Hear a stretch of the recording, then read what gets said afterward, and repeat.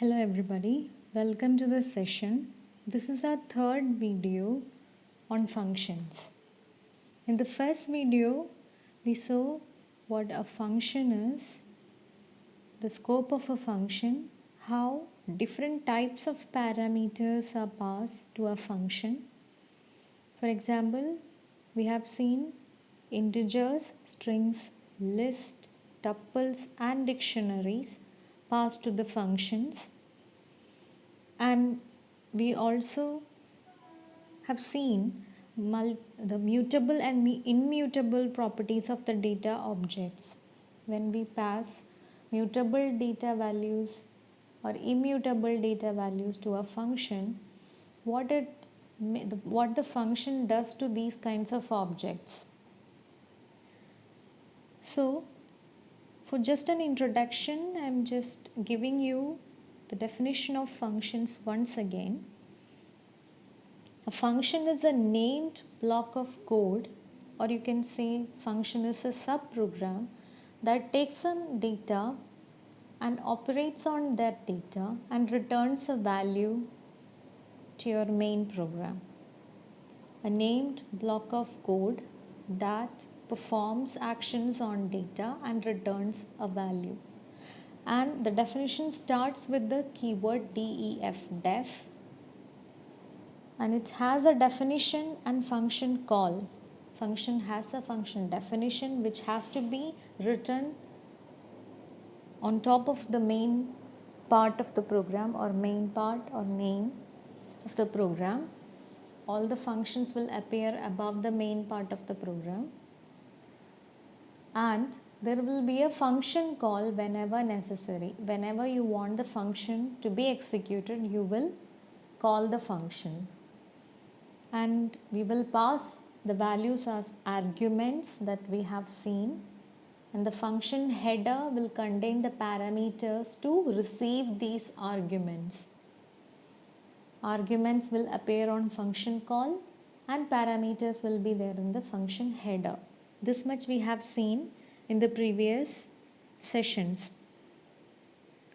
Now let's start with the parameters. Different types of parameters we are going to learn in this session. So in the figure, you can see that Python supports 3 different types of arguments. Don't get confused with the terms parameters or arguments in this session. We mean whatever value we pass to the function or whatever value received by the function. Let it be simply parameters or arguments. Don't get confused and don't differentiate here when we talk about the values passed or values received. So the arguments or the values that you pass to the function or value that is received by the function can be of 3 different types. One is, or the values you can see in the function header. The one type is positional arguments. That means these are required arguments. You cannot miss out a value. These are positional arguments, or in other words, required argument. The second category is default argument, which the argument that contains a default value. Even if you pass a value to the argument, or if you don't pass a value, it doesn't matter. If the value is fixed or a default value is given to the argument, the function can work with that default value even if you don't pass a value to the function. Now the third category is keyword argument, and it is also called named argument. That means arguments are named. So we will see the difference here. The first category is positional argument or required argument. The main thing that you have to remember here is that in a function call, if all the parameters are given in the same order and in the same number of arguments, that means a function call contains the same number of arguments as in the function header, and they are mapped in the same order to the parameters. mapped to the parameters in the same order. So the order and number of parameters in the function call will match the order and number of parameters in the function header. In this case, you will call this the positional argument or required argument. So the keywords that you have to remember here is the same order it is keeping, and there should be same number of parameters or arguments passed to the function. So let's see the examples here. In the example that you can see, def sum of a comma b. This a and b are two parameters of the function, and it is returning the result a plus b back to the called part of the program. Now, what are the positional arguments here? In the function call, on the right side, I have given some 3 arrows and shown 3 different function calls to the same function sum a b. So in the first call, this same function can be called in different ways. So I have chosen 3 different ways here. So sum of 10 comma 20. In this ways you can see that the number of arguments are 2 and the number of parameters are 2. So the number of values are the same. Now in what order they will be received? So in the parameter, a is the first value and then comes b. So when a function is called with 10 and 20, 10 will go to a and 20 will go to b. So that is the order the values will be mapped or given to the parameters, and number of parameters are same. So it is the valid function call. Let's see the second example, sum of q comma r. For here q and r are variables which may contain different values, maybe 5 or 10 or any such value, 3.5 and 5.6. Any such value will be in q and r. So when q and r are passed to the function, this is also valid function call. The only thing is that q should have a value, r should have a value.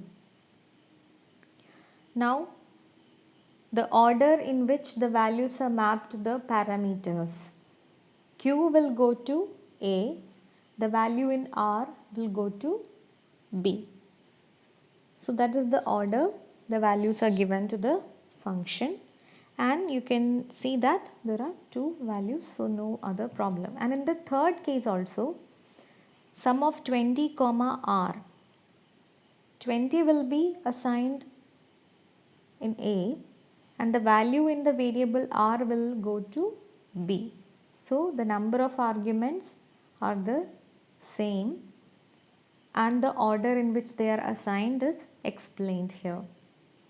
Now let's see the function sum ab and it returns a plus b. The same thing I explained here in words, that is sum 10 comma 20. In this way a will get the value 10 and b will get the value 20. And in the example b, when the function is called with q and r, a will get the value in q, b will get the value in r.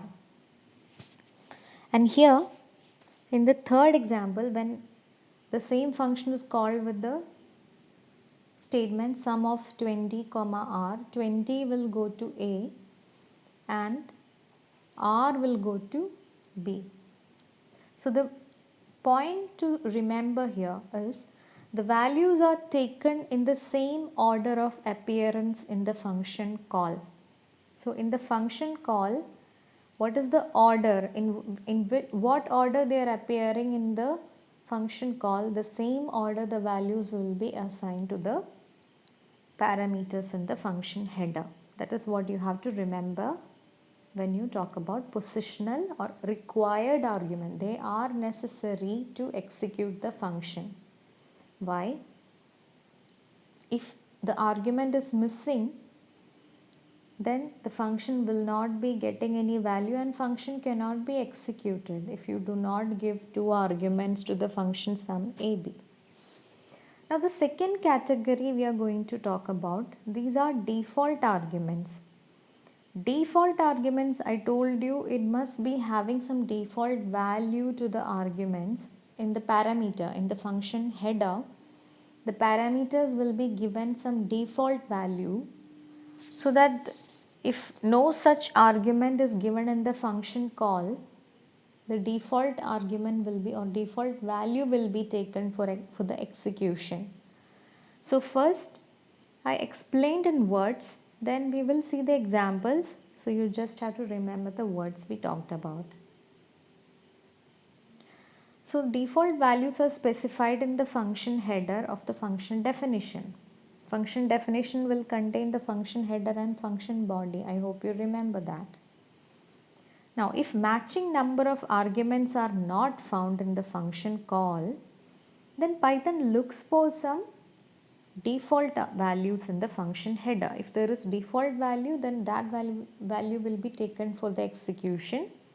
No issue, the function will be executed. In the previous case, the positional arguments, number of arguments should be the same in the function call and function header. But here, if you use a default argument in the function header, no need of giving that value.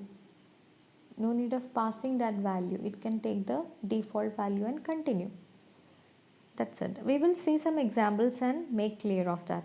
So in the example given, do not mind the green line there.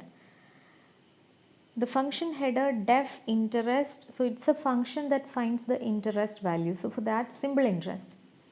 The body of the function is not mentioned here, but you can see that the header contains the principal value p, the duration of the time, that is t, and the rate of interest is 0, that means r. And the rate of interest is having a value in the function header. This is called the default argument. Default value is set to the rate.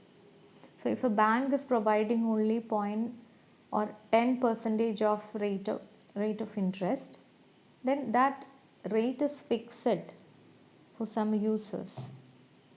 So in this case, there may be some change when the user or the category of the user changes, but still most of the cases, if the rate of interest is 10%, the bank can use a default argument.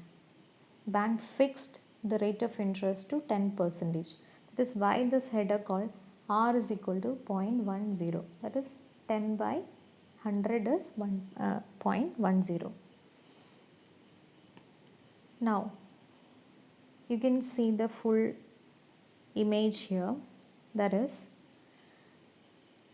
here you can see the default argument r is equal to 0.10.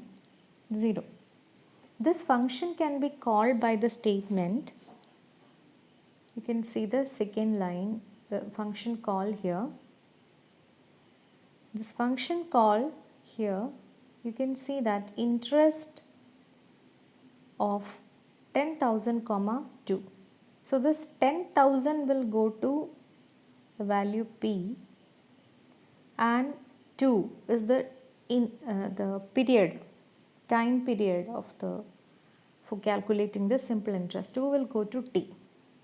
And in the function call, the rate of interest is not mentioned because the bank has a fixed rate of interest which is 10%, and it is there in the function definition. R is fixed, so no need of sending the value again to the function.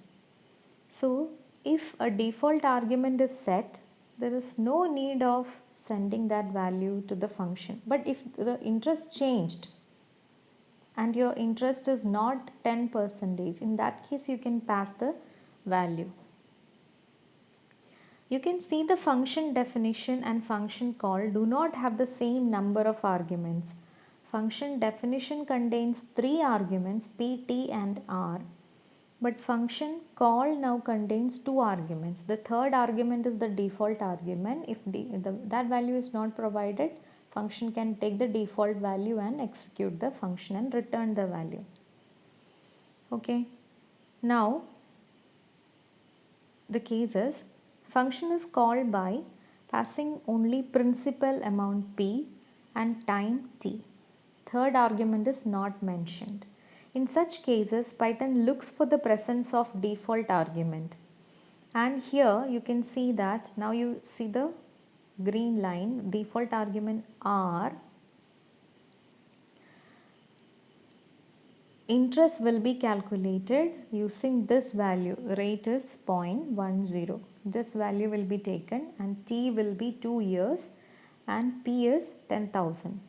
So in the body, the simple interest will be calculated PNR by PTR by 100.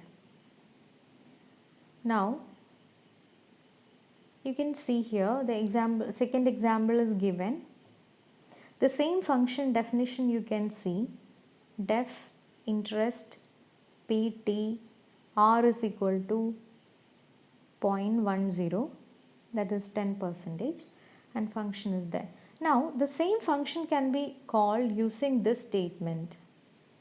You see this interest 10,000 2, third argument is also mentioned.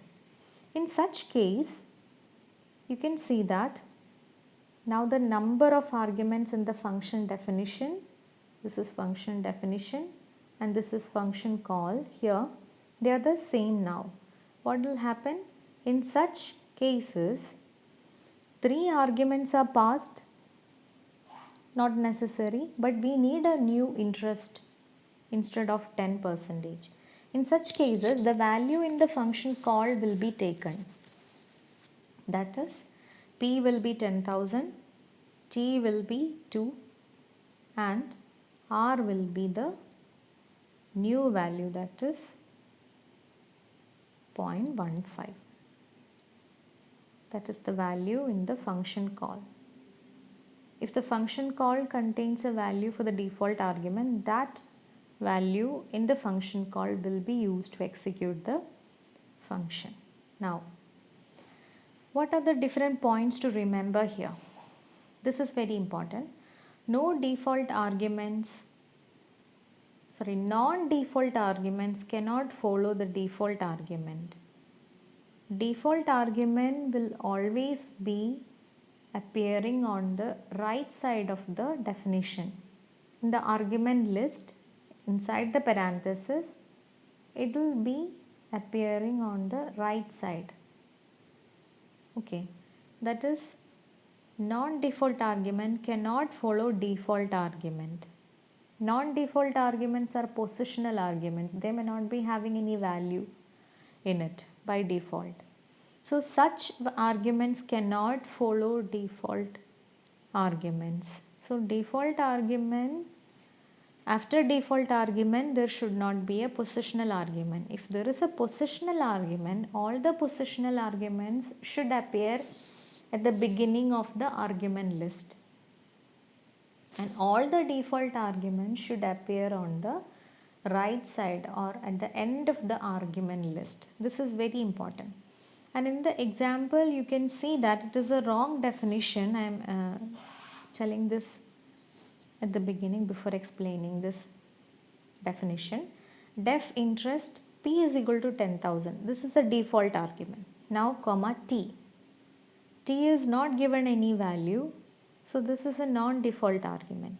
And R is again a default argument which has the value 0.1. So here non-default arguments are in the middle. Sorry, this value is in the middle of two different default arguments. This is not allowed in the definition. This is not a valid statement because non-default argument cannot follow the default argument. Any parameter, second point, any parameter cannot have default value unless all parameters on its right have the default value. a parameter, it's not any. A parameter cannot have the default value unless all parameters on the right have the default value. So in the above example, t does not have the default value. So in that case, p also should not have the default value.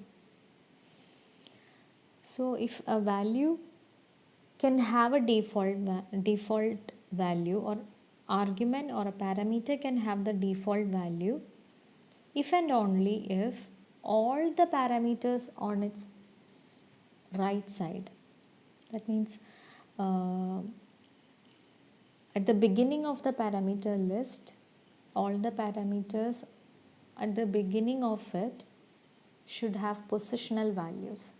Otherwise, it cannot be taken as the default value. Now, required arguments should be before default argument. This is what I explained just now. Only rightmost arguments can have the default value. In other words, you can say this. That means, in the example, the right definition is all the rightmost values, t and r are the rightmost values or the arguments at the end of the list. They are having default values and p does not have default value. So a parameter can have a default value if all the values at the beginning of them are positional arguments. Here p is a positional argument, and after p, after all positional arguments, you can have default arguments. After all positional arguments, you can have default arguments. Otherwise, it will be a wrong statement. In this case, this particular function is valid. You can see that here. Now, the third category of arguments are keyword arguments. In this case, the arguments passed to a function can be in any order. The arguments passed to the function can be any order. If you remember the positional arguments, you can see that the order in which the values are passed to the parameters should be the same. But here, there's no problem if you change that order. But the only condition is that you need to mention the keyword to that values, or the name of the value here. So keyword arguments are the named arguments with assigned values being passed to the function call. How? This is the example. So we have a function def interest ptr, and the same function is called with in three different ways. That is, these are all the different function calls with the all keyword arguments. The function call is containing the values keyword. P is the exact name of the parameter in the function definition. T is the exact name of the parameter, the second parameter in the function definition, and R is the last parameter in the function definition. The same name you will have to use in the function call when you give keyword argument. So instead of giving them in the same order ptr, you can change the order of passing, but you have to mention which value is given using the names. So P is equal to 10,000, R is equal to 0.15 and T is equal to 2. This you mentioned. Instead of PTR, you pass the value PRT, but they will go to the same original argument without any order mismatch, because we have given the names also. Second one, R is mentioned first, then P, then T. But P will go to P, R will go to R, T will go to T. There's no problem. And the third statement also. Here the order mismatch is there, but there will not be any problem because we are using keywords just to mention where these values should go. Now, how to pass or use all three arguments? In a function definition or function call, You're giving three different arguments. How this is possible? You can follow some rules, and they are: the argument list must contain positional arguments followed by keyword argument. So in the argument list you are providing, the positional arguments or the required arguments should be at the beginning. Then you can specify the default values, okay, or any keyword arguments if there is any in the function call. Now keyword should be taken from the parameters. That means if the parameter is ptr, then that same name should be specified in the function call. You cannot use any other name for that. Third one is, you cannot specify an argument more than once. If p is mentioned once, then p cannot be given another value in the same function call. That is it. And having positional argument after keyword argument will result into error. This is a reminder. Again, the same point is mentioned here. Having positional argument after keyword argument will result into error. Now this is the last thing we are going to see. We are going to see which all are the valid function calls and which all are not the valid function calls. So we have a function def interest pt comma r is equal to 0.1. This r is a default argument because it is containing a default value in the function header. Now let's call the function in different way. Here we are mentioning the first function call is interest p is equal to 10,000 comma t is equal to 1. Here we are not mentioning r. Even if it is not there, the function will be executed without any problem because r is there as the default value and keyword arguments are given here. There's no problem at all. Now the second function call interest r is equal to 0.12, p is equal to 50,000, t is equal to 2. There will not be any problem. All these are keyword arguments. They will go to the correct value, and the names used in the function call is same as the names in the function header also, p, r and t. There will not be any problem. The third function call interest 70,000 comma t is 3 and 0.20. Here p will be assigned with the value 70,000, t will take 3 and r is passed with the value 0.2. So which value will be taken? The value passed in the function call will be taken for the default argument r. So instead of 0.1, now r will contain 0.2 because that is the value we passed. If that value is not there, then r will be taken as 0.1.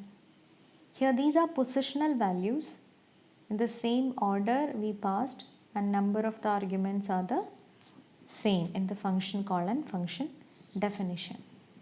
Now let's look into the fourth example, that is interest 70,000, p is 50,000, then t is equal to 2. Here 70,000 is passed as a positional value. So this positional argument is assigned to p. Again we are mentioning p is equal to 50,000, which is not allowed. There will be multiple values for the function, for the value p, which is not allowed. So that is not taken as a valid function call. Now the fifth one, 70,000, time is equal to 3. Time is not a valid identifier.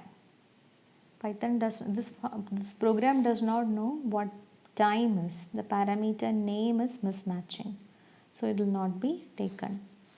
Now the last one, interest 50,000 comma r is equal to 0.15. Here t is a positional value. Positional value is missing. So such a positional argument cannot be missed in the function call. So the last function call is also not valid. So These are the function calls and function definition with 3 different arguments, and they are positional argument, default argument and keyword arguments. That's it. Thank you.